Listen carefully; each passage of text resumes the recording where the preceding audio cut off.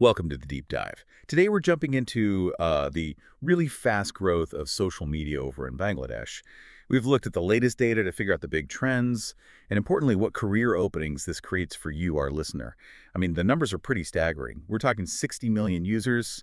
That's, what, 34.3% of the whole population?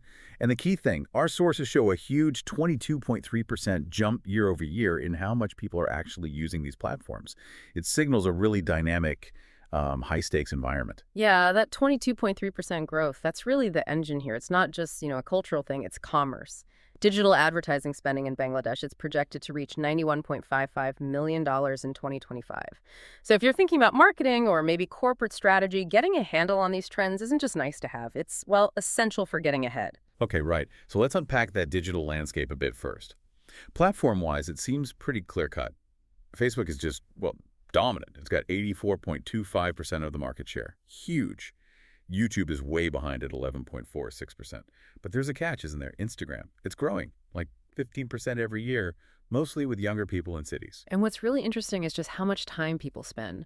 Users in Bangladesh are clocking 2.5 hours a day on mobile social media. That's actually more than the South Asian average, which is around 2.2 hours. What? It really tells you these platforms aren't just, for fun. They're woven into daily life. And while they're spending more time, the who's is changing too. Female users. They jumped significantly, up to 37% in 2025 from 30% just 2 years back.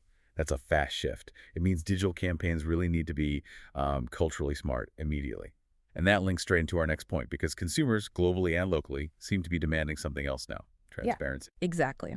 This brings us to what some are calling the global authenticity imperative. Our sources point out something pretty mind-blowing.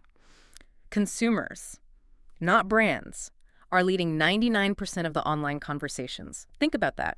Brands initiate less than 1%.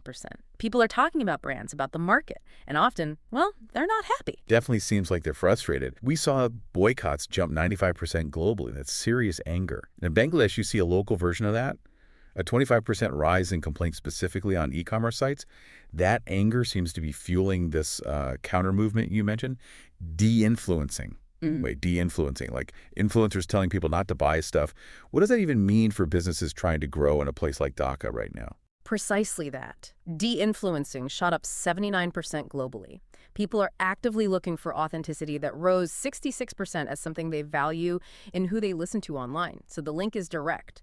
That 95% boycott risk globally, it connects to that 25% increase in local e-commerce complaints. It's not just noise, it's part of a bigger shift.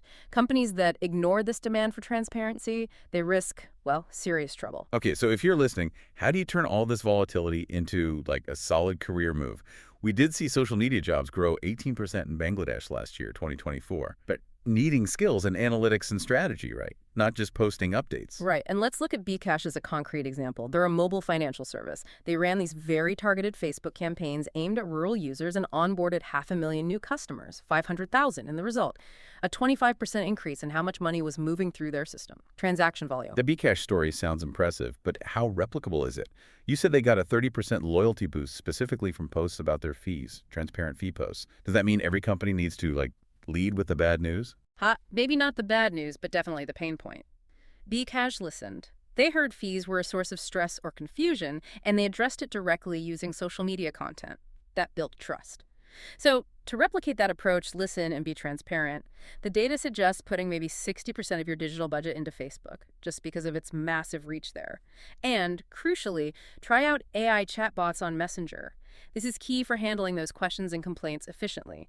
It could give you a 14% boost in response times, plus sentiment towards AI tools is actually pretty positive, up 63%. Okay, so boiling it down, the takeaway seems to be you need to balance Facebook's current power with this huge global push for authenticity, and use data, like Bcash did, to guide your strategy. That's the core of it, balancing reach with genuine connection. Right. So let's leave you with a final thought to consider.